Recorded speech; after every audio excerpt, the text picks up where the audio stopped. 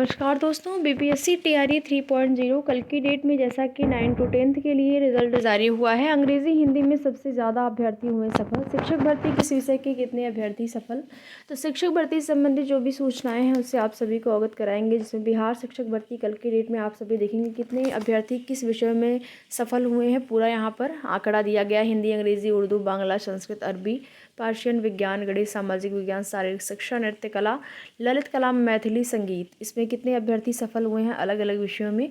पूरा आंकड़ा यहाँ पर दिया गया है। अब आते हैं यूपी में बात करते हैं शिक्षक भर्ती का, जिसमें कि टीजीटी पीजीटी का एग्ज़ाम आपका अप्रैल के महीने में लगा हुआ है और पूरी संभावना है कि ये जो परीक्षा है आपको अपने निर्धारित समय में, यानी कि जो परीक्षा की डेट आपको देखने को मिली है उस डेट पर कराई जाएगी। तो यूपी में भी अब परीक्षाओं का दौर, यानी कि कहें कि थोड़ी सी तेज़ी आएगी। इसको लेकर आप लोग थोड़ा सा यहाँ पर निश्चिंत हो जाएं। परीक्षाएं होंगी समय से, बस अपनी तैयारी आप लोग जारी रखें। एलटी ग्रेड शिक्षक भर्ती भी बहुत जल्द ही इसका विज्ञापन देखने को आप सभी को मिलेगा। इसके साथ ही साथ नई प्राथमिक शिक्षक भर्ती में अभी थोड़ा सा उम्मीद कम है कि क्या कुछ होगा। और बात करें जूनियर एडेड शिक्षक भर्ती, जो कि वर्तमान में गतिमान है, 2021 की भर्ती है। अभी तक 2024 ख़त्म होने वाला है, लेकिन इस भर्ती में जो है आवेदन अभी तक नहीं लिए गए, यानी कि शासनादेश जारी नहीं हुआ और इसको लेकर अभ्यर्थी लगातार मांग कर रहे हैं। शिक्षा निदेशालय से लेकर प्रयागराज से लेकर लखनऊ का चक्कर लगा रहे हैं। अधिकारियों के द्वारा ये कहा जा रहा है कि प्रक्रिया गतिमान है, प्रक्रिया चल रही है आपकी भर्ती का और इसी महीने लास्ट तक आपको अच्छी खबर देखने को मिल सकती है। चूँकि अधिकारी लोग ये नहीं कहते हैं कि इसी महीने या फिर इस दिन, बस ये उनका कहना होता है कि कार्य चल रहा है, जल्दी ही आपको शासनादेश देखने को मिलेगा। अभी तक शासन को प्रस्ताव बनाकर भेजा नहीं गया है शिक्षा निदेशालय से, काम चल रहे हैं। आरक्षण संबंधित इशू है, अगर उसका निस्तार हो जाता है तो जल्द ही ये भर्ती भी कंप्लीट हो जाएगी। जिसमें कि पदों की संख्या को लेकर असमंजस है। पदों की संख्या में अगर वृद्धि हुई तभी आरक्षण वाला जो मैटर है वो निस्तारित होगा और पदों की संख्या में वृद्धि की संभावना 95% है। आप मान के चलिए कि पदों में वृद्धि होगी। उसके साथ ही साथ आज जो है सदन में इस मुद्दे को उठाए जाने के लिए अभ्यर्थियों ने हर संभव प्रयास किया है कि आज जो है सदन में ये मुद्दा उठाया जाए शिक्षक भर्ती का, एडेड जूनियर शिक्षक भर्ती का। उसमें और भी शिक्षक भर्तियों का मामला उठेगा। तो एडेड जूनियर शिक्षक भर्ती को लेकर अभ्यर्थी ने पूरा प्रयास किया है कि आज सदन में मुद्दा उठाया जाए और अगर उठाया जाता है तो फिर उसके संबंध में क्या परिणाम होगा, क्या जवाब रहेगा, इससे संबंधित चीज़ें आप देखेंगे, सुनेंगे तो उससे भी चीज़ें क्लियर हो जाएंगी कि अभी कितने दिन लग सकते हैं भर्ती में।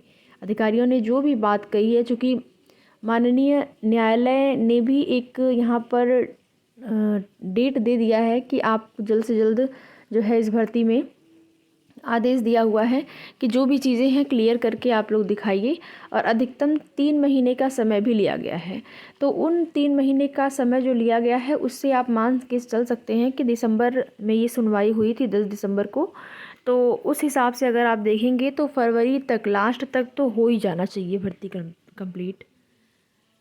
तो संभावना बिल्कुल है। अब देखते हैं आज सदन में मुद्दा उठने के बाद क्या कुछ चीज़ें होती हैं इस भर्ती में। बाकी आगे की जो भी अपडेट होगी आप सभी को समय समय पर सूचित किया जाएगा। देखेंगे पीसीएस प्री परीक्षा राज्य और मुक्त विश्वविद्यालय में भी होगी। 51 केंद्रों पर जिले में आयोजित होगी प्रारंभिक परीक्षा। प्रयागराज में जो है सीबीएसई और सीआईएससी के स्कूल नहीं बने केंद्र।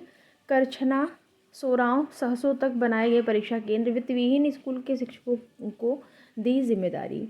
तो प्रीलिम्स की तैयारी जोरों शोरों से चल रही है। पहली बार मुक्त और राज्य विश्वविद्यालय में होगी पीसीएस प्रारंभिक परीक्षा। प्रयागराज में 51 केंद्रों में 22 दिसंबर को होगी परीक्षा और 21,504 अभ्यर्थी हैं पंजीकृत, यानी कि प्रयागराज में परीक्षा में शामिल होने वाले अभ्यर्थियों की संख्या आप यहाँ पर देख सकते हैं 21,504 है। आयोजन तय करेगा आरओएआरओ की दिशा। आरओएआरओ की दिशा जो है अभी तक कंफर्म नहीं हो पाई है कब तक होगा, लेकिन देखेंगे उत्तर प्रदेश लोक सेवा आयोग 22 दिसंबर को पीसीएस प्रारंभिक परीक्षा कराने के बाद आरओएआरओ प्रारंभिक परीक्षा पर निर्णय लेगा। नए नियम के तहत एक दिन में परीक्षा कराए जाने के अनुभव के बाद आयोग तय करेगा कि आरओएआरओ प्रारंभिक परीक्षा एक दिन में कराई जा सकती है या नहीं। और इसी वजह से आरओएआरओ की डेट अभी कंफर्म नहीं हो पाई है, क्योंकि अभी भी वही प्रॉब्लम आ रही है कि जो केंद्र है नहीं मिल पा रहे हैं। अब आयोग देखेगा जो परीक्षा आपकी होगी पीसीएस की, किस तरीके से परीक्षा में सफलता हासिल होगी, उसके बाद जो है परीक्षा कराने में सफलता हासिल होगी परीक्षा एजेंसी को, आयोग को, तो उसी हिसाब से इसका निर्धारण किया जाएगा आरओएआरओ का।